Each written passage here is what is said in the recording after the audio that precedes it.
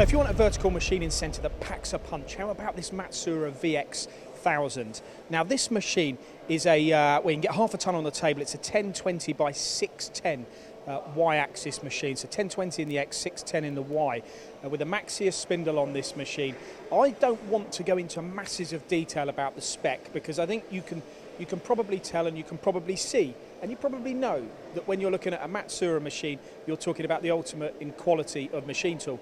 Now Matsuura have machining centres in the field that have been machining for 30 odd years and still machining to tight tolerances, 10 microns in fact, and less. We've heard about that from Matsuura on many occasions. You look at this, you like it, you think I can't afford it, it's too much money. Well actually Matsuura machines are unbelievably affordable. In fact, talk to the guys here about their buy now, pay later scheme.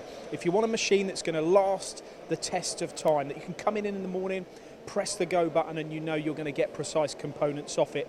These machines, the VX1000 and the other vertical machining centres within the range, in fact the smaller one, the 660 and the bigger, the 1500, are available from stock here at Matsuura, competitively priced and on great terms, but you need to contact Matsuura at matsuura.co.uk.